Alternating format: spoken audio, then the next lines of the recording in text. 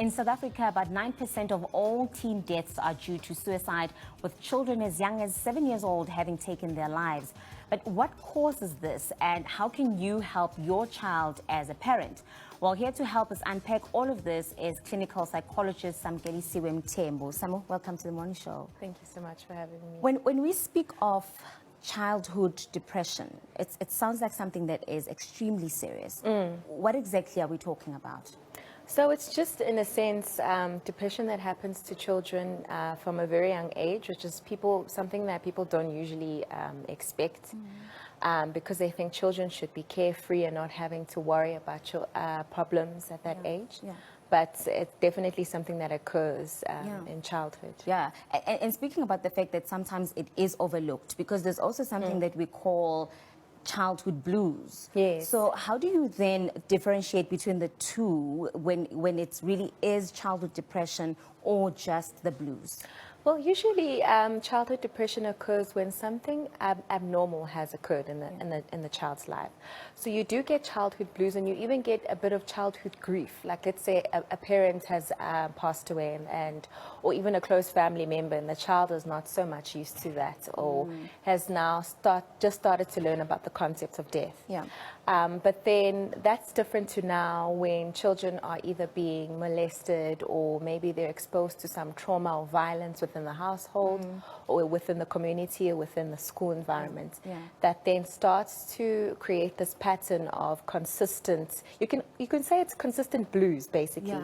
And now it's even starting to change the child's behavior and the way that they relate to other people as well. And what are those behavioral changes then that I as a parent need to be aware of when I start seeing them in my child? Sometimes it looks like just general irritability. Yeah. Sometimes it looks like the child is seeking attention or acting out. Yeah. So a lot of the time, children who have issues don't really know how to express themselves. But you'll find them acting up at school. You'll find them changing their behavior, throwing tantrums more often, or you get the child that will isolate themselves. Just struggle to speak. You even get children who go mute, even though there's actually nothing wrong with their voices or speaking voices. Yeah. And I mean, a lot of people will say, like you're saying, no, this one likes attention, or this child is very moody. What would you say then are some of those really specific signs that we need to be looking out for in our children? Okay. So anything change in behavior. So if your child was one way and then all of a sudden they're now a different way. Eating patterns as well. And the way they dress, or just some of the things that they say. Because sometimes a child will attempt to try and say something, but it won't make sense. But if you quickly overlook it, sometimes it can fall. So it's also important for parents to actually listen to their children attentively. Let's also speak about whether there is a specific age where we can say, okay, when your child is around this age, you don't really need to worry, because it could be the terrible twos.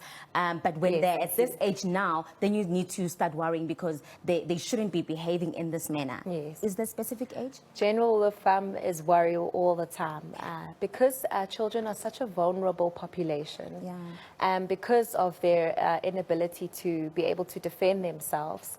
The general rule of thumb is to worry all the time and to constantly check in with your child.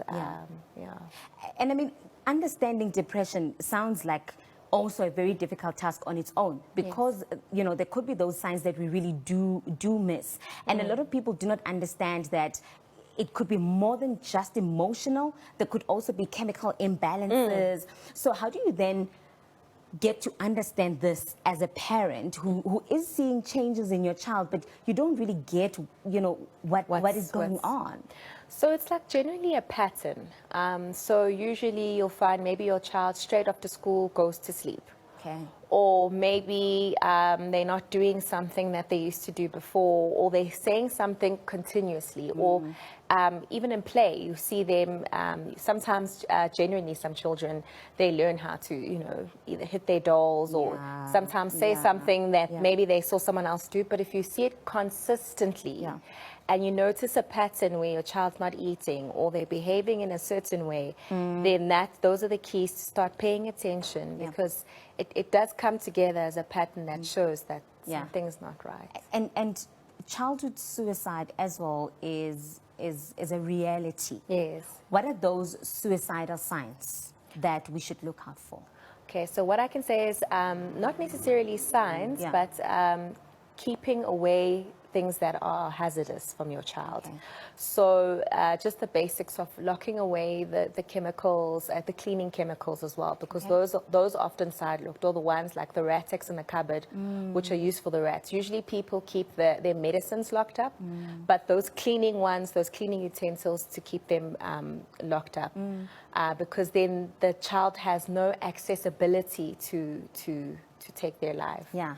And I mean, Samu, you were speaking about if the behavior is sort of consistent. But we know, for instance, if I have the flu, I'm going to say, let me give it a day or two and see what happens. Maybe if on the third day I still feel like this, then I'm going to go to the doctor. Yes. What happens then when you are seeing these symptoms and these signs and you sort of, you know, suspect that it could be depression in your child? How long should you give it? Should you give it a bit of time, a week, 2 weeks?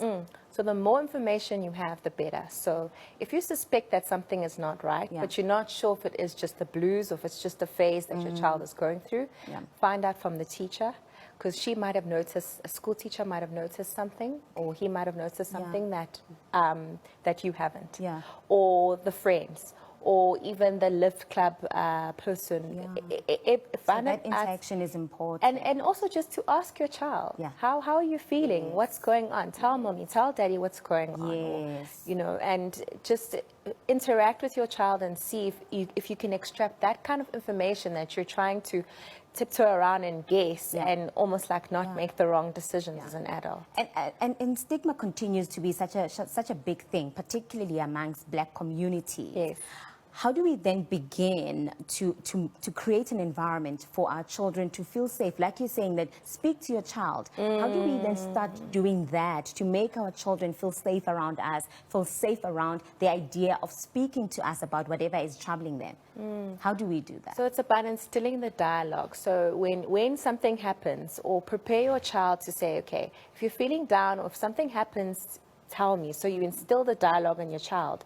So when the opportunity comes up, they know how to speak. Because in a lot of Black communities, the dialogue is not instilled in their children to say that if this happens, it's more like, you know, no, keep quiet, you know, or I'm stressed, I'm dealing with real things, your child go play outside. And then they're overlooked. And then it's also increased the resources. So make sure within your school you find out who the child, if there's a social worker or psychologist is, and then inform your child that if ever there's a problem, let that person know. So you almost teach your child how to learn how to protect themselves in the event where you've slightly overlooked something. Teach them how to dial 911, or if anything, if they cannot speak to you, then teach them ways to find resources to find help. Samu, thank you so much for all of that insightful information there. Samkelisiwe Mthembu, clinical psychologist, speaking to us about childhood depression and some of the telltale signs that you should actually be looking out for. And that's where we leave it for now. We take a short ad break. Stay tuned.